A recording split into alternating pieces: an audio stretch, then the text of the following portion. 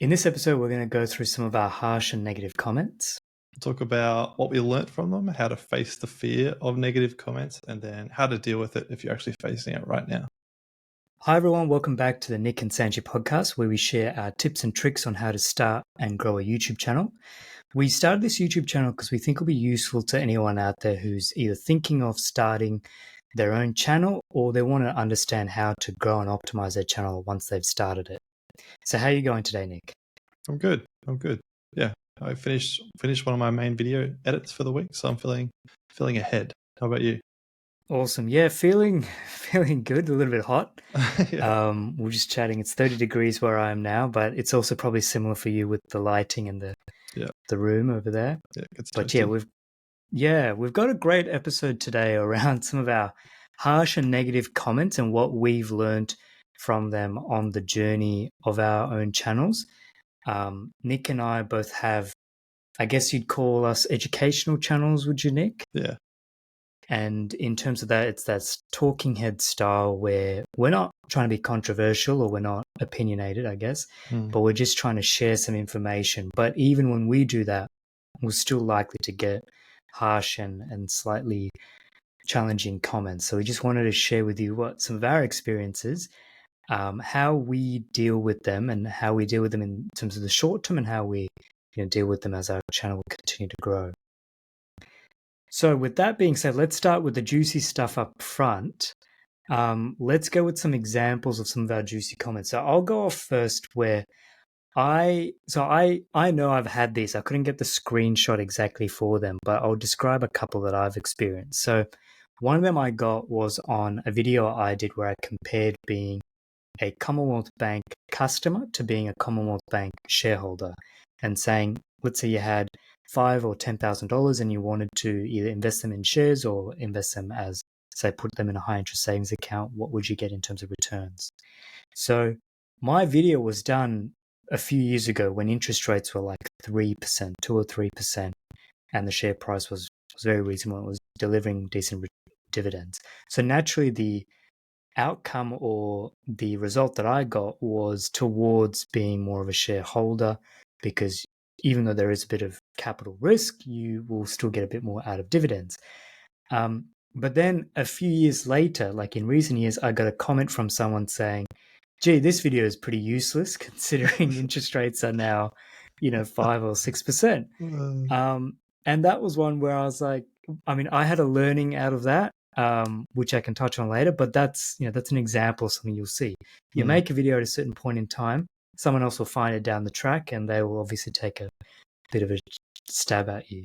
Yeah. Now, the other one was around, and this was fair, but it felt a bit challenging at the time, was someone pointing out some factual errors in my video, which I thought was, it's probably not actually that harsh or that negative, but it can still feel you still feel that moment when I think I said a particular share broker was not CHESS sponsored or CHESS sponsored when they technically were, right? Which is, that's still a very good point. And that was a good example of where someone's called something out and I've taken the hit, rightly so. But yeah, those are a couple of my examples. I've had some other terrible examples when I was running a cooking channel, but I think they were all reasonable things for people to say, like, this is a terrible cooking. Look at how bad your food is. Yeah. But yeah, those are some of my examples. Nick, what would you say are some of your harsh comments? Well, I was saying just before we started recording, I went through the past year of my unresponded to comments, because typically the negative comments I won't respond to. But I could only find 5 kind of negative comments, so that's something we can talk about after. But the first one, it was just on one of my recent videos. Someone said, "This is quite sad, to be honest." Not quite sure why, but okay.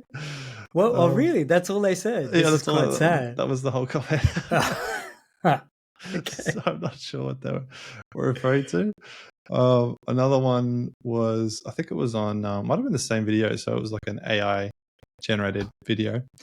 And this guy said, "I closed the video at the moment where he said he uses Final Cut Pro. I thought this guy is a serious videographer." And I was like, okay, that's fair.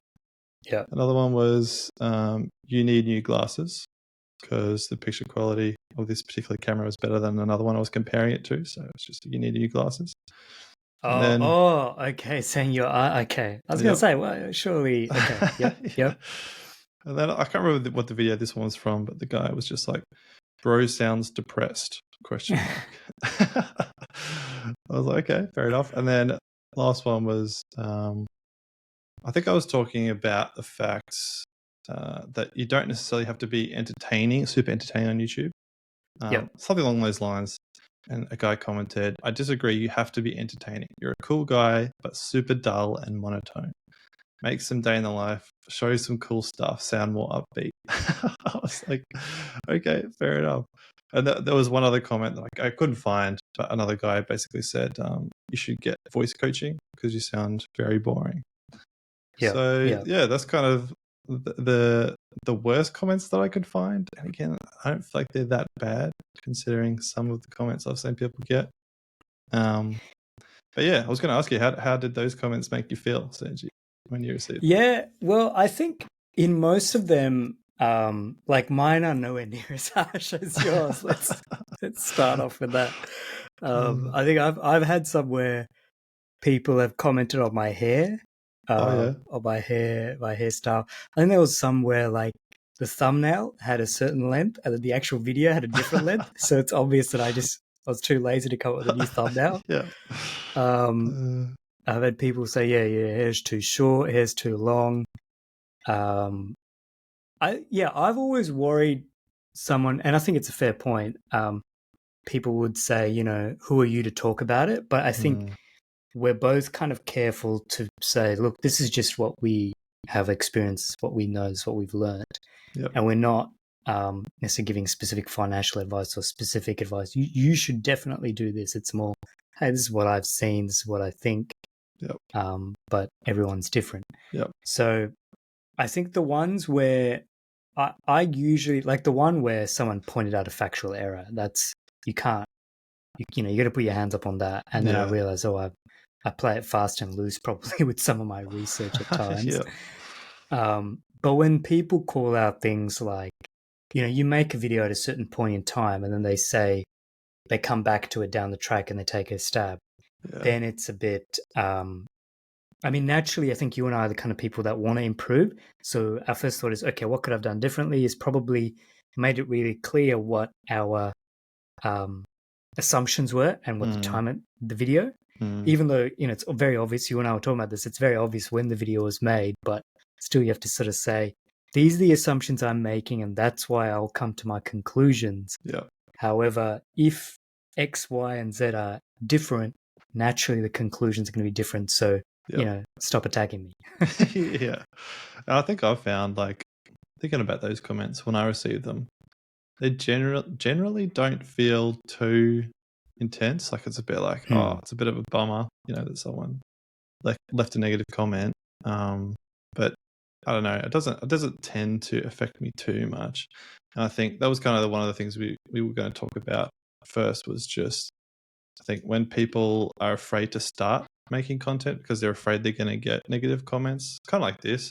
And to me, I kind of think, maybe it depends on the person, but I feel like the fear of a negative comment is almost scarier than the negative comment itself. That's been my experience. I remember, like, when I first started uploading YouTube videos, and I'd check the comment section and look at the likes and dislikes and all that type of stuff. And I think I was quite stressed that someone would find it and see how terrible it was and make some jab at me, and I'd feel terrible. But I don't know, like, it didn't happen. I didn't get negative comment for probably a year, which really surprised me, because they were some of my worst videos. It's almost like the better my videos have gotten, the more it's attracted negative comments, even though there hasn't been that many. Like I said, I went through a year's worth of comments and I got like maybe 5 kind of negative comments. Yeah, and I think something to call out as well is, in those early days, people, I think, are a little bit more lenient too. When you start, they see how many subscribers you've got, they see how many views you're getting. They're kind of like, unless I can genuinely help this person or they've genuinely done something, usually it's positive comments. Like even I do that. Like now the YouTube algorithm sort of, you've probably seen it adjusted so that you see amongst a lot of popular videos, you might also see some videos that have like 3 views or 10 views or like 50 views. Yeah. And if I see that and I see a video I kind of like, I'll always jump in, or I'll often jump in and I'll try and leave a comment to say, hey, that's cool, or didn't see this before, or that's interesting, kind of thing. Because I know how valuable it is for the algorithm and for that individual to see something appear. But yeah, and I think our spaces, the educational content side, is just, it's not going to attract too many people regarding the actual topic. Like I think even in the stuff you've said, it doesn't sound like anyone's taking a stab at your topics and the conclusions you're drawing. It's unfortunately the more personal and more painful one when they attack you directly. Yeah. That's a good point. Plus, I think when you're still really small, the algorithm isn't pushing you to heaps and heaps of people who might not like your content. I think generally when you're starting out, most of your traffic, I mean, in my experience, most of my early traffic was from search. And so it's people who are specifically looking for your type of content, who are probably interested in your type of content anyway. So they're probably hopefully going to get something of value, you know, like, whereas I think when you get bigger, YouTube starts pushing your content to new audiences and new types of people who might not be aligned with your content. So they'll be like, what the heck is this? I'm not interested in this. Or, you know, people who just aren't aligned with you for whatever reason. So again, I think in the early days, again, for me, I reckon it was probably at least a year before I got any sort of really negative comment. So yeah, if anyone is watching who they're a bit concerned about that and using that as a reason to put off starting, then I definitely reckon just go for it. Like it'd be very unlikely you'll get negativity for a long time. And when you do, it's not that bad. Yeah, and it's good. Hey, it's good from a like I think we'll go through. Like sometimes it's factually useful stuff. That you can take on board, and then other times you just kind of leave it to, if any commentary in the early days is good for your channel because it means someone's watched it. Because we touched on like the views to comments ratio. I'm going to throw a number out there. It's probably close to 1,000 to 1 almost. Like you usually need to get quite, like once you sort of stabilize, you usually need to get quite a few views before someone will bother to comment. Because the other thing is like, I don't know what the percentage is currently, but I remember back in the day, it was something like around 70% of people who were watching my channel weren't even logged into their YouTube account. Oh, right. So, and even in the early days for me, I used to watch YouTube just generically. I didn't actually have an account. So for someone to have taken the time to have set up their YouTube account and then go to your account and then take the time to comment, hey, even if it's negative, it's something. Totally. They've taken time out of their day to try and make your day worse. And you're okay. It's like a video I did a while back on a Kindle, and I didn't realize how controversial of an opinion it had. It was one of my few opinion videos, and I basically said that this new Kindle, I think it was, I can't remember which one it was, but I just said I didn't like the look of it. I thought it sucked. And I got so many comments from people saying, what are you talking about? It looks amazing. Like, you don't know what you're talking about. But again, I was grateful because all these comments were really helping to push the video, and it performed really well. It was like, I think it ended up getting maybe 50,000 views. Perfect. And then it dropped off. But the comments, I'm sure, helped push it forward. So, you know, like it was a win for me. Yeah.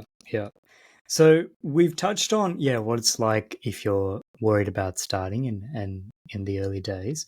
What if you're someone who's gotten going and you're quite keen to commit to YouTube, but you're taking a few negative comments? How would you, how do you deal with that and how do you approach that? I'll start with some of my initial thoughts and maybe I'll throw to you, Nick. So coming off what I was saying around things that people have said to me is I'll always stop to look at, first of all, are they saying something that's factually true? Like, did I actually say something or is there something wrong with my video? And if they do, then hands up, you got to take it. And usually I'll respond back saying, yep, thanks for pointing that out. My bad, or something along those lines. Because, it's good to respond to that. Because the other thing is other people are also watching you. So if someone else sees a negative comment on your channel or something that's factually, they pointed out something, as a content creator, they're keen to see how did this person react to that as well. So it's important to, be gracious on those things. Yep. The other one that I'll often think about is, are they saying something that is significantly different to what others are saying as well? Right. Because if you put out a video and 10 people comment in one way and then one person comments really negatively in a different way, majority's probably not thinking that. So to some extent you can kind of leave that alone and decide to leave that comment alone, or just give it a like and not say anything, or do something along those lines. So yeah, that's come up with my initial thoughts. Nick, how about you? How do you deal with some of these? Yeah, I totally agree with those ones. Like, especially that whole idea, which we've already kind of talked a bit about, is like you can often learn things from negative comments. Like, you just filter out some of the toxicity, if you will, and just take out the actual points they're trying to make. Like, for example, that comment that I got about me sounding boring. Like, I took from that, I can be monotone. I tend to just not put that much expression into my voice at times, and so I took from that, okay, I need to try and just be a bit more energetic and enhance the way I speak, basically. So that was a positive thing. But I think it's important to separate what's like pure negativity versus constructive criticism. And I've gotten, again, mostly constructive criticism comments. I don't think I've really gotten any pure negativity. Maybe one or two that I can think of. But even them, like, there was still something to be learnt from them. And then I think we kind of also touched on this, but thinking about what it takes to leave a negative comment, like you said, someone has to create an account, have to watch your content, have to type out comment. Like, I don't know how many videos I watch, like, on YouTube every single year. I've probably made 2 comments in the past year. Oh wow! On YouTube. Okay. Like, I hardly comment at all. I just watch. Even liking, like, I'll probably like more than I comment, but Yeah. I don't do it that much. And so for someone to take the time to sit there, watch a video, get frustrated, and then type out a comment, the way I see it is they're probably just having a really bad day. Like, that's kind of the perspective I like to have.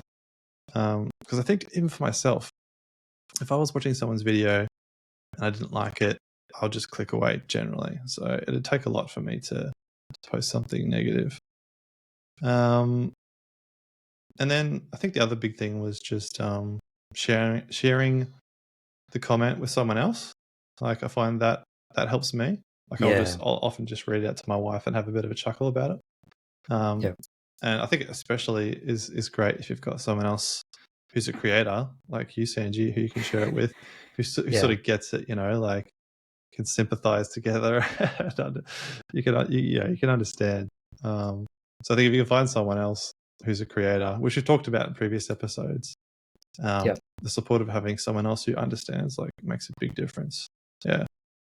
It's probably I imagine we could probably create something called YouTube Bingo. So and on there'd be 10 things, and one of them would be you posted your first video, you got your first comment, things like that. And on there, one of them would be, I got my first negative comment. Like, it's so exciting. Like, I genuinely think we were both probably like, oh, someone's taken the time to hate my video, rather than, just because when you start, I think everyone's a bit nice because you're new, and then you end up in a bit of an echo chamber. Everyone who's watching your videos is kind of like really interested in the topic, so they're going to be generally positive. And then, like you said, YouTube starts to notice you're creating good content, so it tries to push you out a bit more. And then you come across people who are maybe not necessarily searching for you, but find your topic interesting. And then you take some hits. And then you're like, cool, my channel's getting to people who don't watch me normally. That's the thing. I feel like it just all goes back to perspective, like, you could take it as, oh, this is terrible, people are hating on my comment, or you could on my videos, or you could say, like, this is a good sign. It means that YouTube's pushing my content to new audiences, like, I think it's a lot about the perspective and narrative you tell yourself about it. Makes a lot of difference. Yeah, that being said, though, a creator that you and I both talk about, we won't refer to this person at this time, but someone we've talked about in the past, I think we both saw a video from them they got quite a lot of negative comments. This is a big creator, so over 1 million subscribers, and they've been on for a while. And they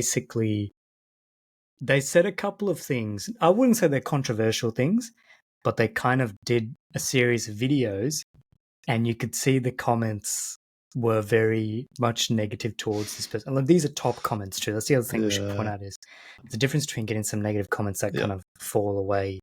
But these are like top 5 comments who are all pretty aggressively negative towards this person. Yep. And it was a shame because I don't watch this person often, but I do like to watch them. And my perception of the video to some extent did change a bit when I did read the comments. I thought, that's interesting. That's how people feel about it. How do I actually feel about it? Because something I also do now, sometimes I get caught, is I'll start watching a video, but then I'll scroll straight to the comments to see what other people think. Yep. And I guess you have to be careful because sometimes it can then inform your opinion of the video before someone's really watched it too. That's a good point. And we just have to be careful, Plus, it sort of goes back to your point earlier about like if you are getting a lot of negative comments on a video, maybe that is a sign that there's something like actually wrong with the video itself, versus just like, you know, the majority of the comments being really positive and it's just one person who's having a go. You know, maybe there was something. I would argue potentially maybe there was something that creator, you know, should have learned or changed or something from that series of videos. Maybe it was a signal from the audience that this type of content wasn't quite the right match. So, and I think I've experienced that as well. I think the 2 videos that come to mind was probably that Kindle video that I referred to. Was probably okay. Maybe I need to be less opinionated about Kindles, or like maybe my research wasn't good enough. Maybe I should have tested the product before I commented on it. And then another one was I did a YouTube short actually about. Oh yeah. I won't refer to the product actually, but it was just about a product, and the majority of comments. So there was probably only like maybe 15 comments on it or something like that, but the majority of them were basically saying, "I don't get what this product is for. Like, what's the point of it? Seems like a kind of useless product." And I kind of took from that, okay, I probably didn't explain the product well enough. You know, like I could have taken more time to, you know, explain the benefits or whatever it was. So yeah, I definitely agree with you there. Great. I think sitting back and listening to us, I think the key takeaways are you really, in the early days, don't stress too much. Like it's unlikely to happen unless you're just completely flat out being wrong or negative or mean. But then also as time goes on, take the time to listen, understand what people are saying, realize that they themselves might be coming from a pretty bad spot as well. And it's kind of part and parcel of creating content. But more often than not, you get a lot of positivity, or people will just watch your videos and leave you alone, really. Yep, totally. That's the number one thing for me as well. I reckon just never let the fear of negative comments stop you from actually creating. I reckon just get into it. And I heard someone say, I can't remember where I heard it, but just basically the concept that it's always easier to sit on the sideline and throw stones than it is to get in and have a go. So if you're getting in and having a go, like you're already leagues ahead of people who are going to leave negative comments. Absolutely. Awesome. Well, on to our tip of the week, which is on the comments section, incidentally. So when you start a YouTube channel, you get access to something called a YouTube Studio, which in the early days doesn't have too much information because it needs a few views to collect data and give you some analytics insights. But as your channel grows, you'll then be able to have a look at the comments, and you can search for people's comments, and you can then respond in the comments all over there. But also there is a little tab section where you can adjust your settings around your comments. So you can decide to automatically filter certain types of comments or hold comments in review for you to then come back, because you can either disable people's comments, which I don't think, Nick, you and I have ever done. But I think we've seen institutions, sometimes companies will do that because they don't want too much of a discussion around it.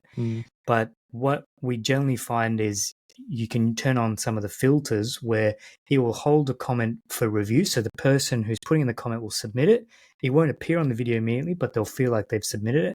And then you as the content creator can review the comment and decide to either accept it or reject it. And that also helps hold back some of the spam comments out there as well. Totally. I think it's a great way to if you're really worried about negative comments starting out, just put your filters up pretty high and you're good to go. Yep. And so please do check out some of our other episodes. You can obviously find them on YouTube or on Spotify, especially check out one around our plan for 2024. Nick and I are both doing interesting levels of progress on both those plans, which will be interesting. And probably in a few months, we'll do a bit of a review against the plan. And please do consider subscribing, because some of our future episodes will include doing deep dives of some of our favorite creators, which I think will be great for us to share and some of our insights on when we look at a particular creator that we really like, both in terms of when we're fans, but also where maybe we're not fans, but the other person's a fan. So someone that I really like as Sanjee, but Nick may not care about. And similarly, someone that Nick really likes, but I might not necessarily care about, but I can have a look and see why that person is probably pretty popular and good with creating content. And there'll be great insights that we want to share with you on that. Yep. So with that being said, we'll see you in the next episode. Bye for now. Bye for now.